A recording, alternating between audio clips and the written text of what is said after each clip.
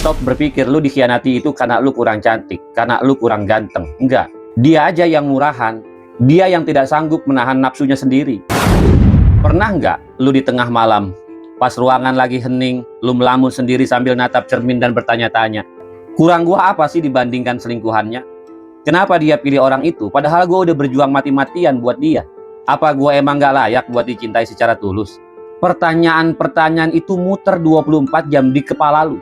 Lu bikin diri lu sendiri merasa kecil. Lu hancurkan harga diri lu dan lu siksa mental lu tiap hari. Gua kasih tahu ya, itu kebodohan terbesar yang lagi lu lakuin.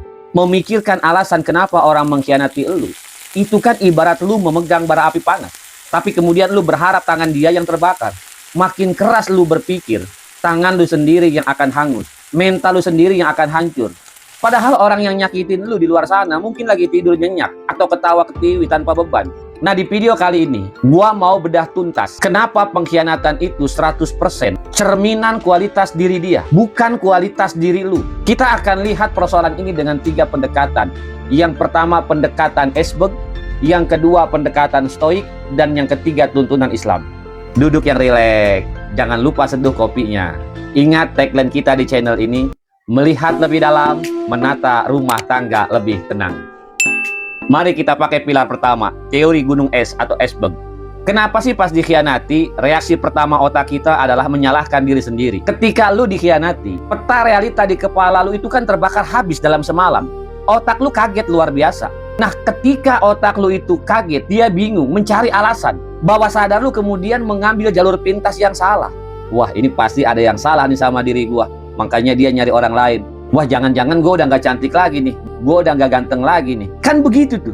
Jadi otak lu itu kaget setelah dikhianati, kemudian dalam kondisi seperti itu mencari alasan-alasan. Dan di bawah sadar lu kemudian mengambil jalur pintas yang salah. Pasti ada yang salah sama diri gua, makanya dia nyari yang lain. Padahal kalau kita mau menyelam di bawah gunung es ini, ada 90% yang tersembunyi. Pengkhianatan itu kan masalah integritas, bukan masalah daya tarik. Berapa banyak orang yang ganteng, yang cantik, dan kaya di dunia ini yang tetap dikhianati? Kenapa? Karena selingkuh itu bukan soal seberapa menarik pasanganmu, tapi soal seberapa murah harga diri dan moral orang tersebut. Kemudian orang yang mengkhianati lu itu kan orang yang haus validasi, orang yang haus perhatian. Dia tidak meninggalkan lu karena lu kurang, tapi dia melakukan perselingkuhan karena jiwanya haus akan validasi instan yang murah. Mempertahankan rasa insecure gara-gara kelakuan dia itu ibarat lu menggaruk luka yang gatal, bekas gigitan serangga. Makin lu garuk itu luka, makin lu cari kekurangan lu, lukanya justru semakin besar dan bisa menjadi borok. Sekarang kita masuk ke pilar kedua, stoikisme, dichotomy of control. Filsuf stoik bernama Epictetus pernah mengajarkan, lu tidak bisa mengontrol kejahatan atau moral orang lain, tapi lu punya kendali penuh 100% atas bagaimana lu merespon kejahatan itu hari ini. Coba lu perhatikan baik-baik. Moral dia, isi kepala dia, kejujuran dia, kelakuan dia di belakang lu, itu 100% di bawah kendali dia. Dan lu nggak bisa mengontrolnya. Sementara harga diri lu, keputusan lu untuk tetap terhormat, dan bagaimana lu menyembuhkan jiwa lu hari ini, itu 100% di bawah kendali lu. Kenapa dia bisa mengkhianati lu? Lu bayangkan di dalam diri dia ada sebuah bus yang melaju kencang ke tepi jurang. Siapa yang pegang setir bus itu? Hawa nafsu yang lagi mabuk berat. Sementara akal sehat duduk di samping jadi kernet dia. Akal sehat udah tidak berfungsi. Ketika hawa nafsu, si supir mabuk itu menginjak gas, dia tidak lagi peduli sama komitmen, tidak peduli lagi sama hukum Allah, dan dia tidak lagi peduli sama air mata lu. Jadi kenapa lu harus merasa minder gara-gara keputusan seorang supir mabuk? Ketika seseorang kalah oleh nafsunya sendiri, sesungguhnya dia sedang menelanjangi kualitas dirinya sendiri di hadapan lu. Mari kita kunci di pilar yang ketiga, tuntunan Islam. Mungkin ada yang bilang ke lu, udahlah maafin aja, sabarin aja, mungkin kamu ada salahnya juga ke dia.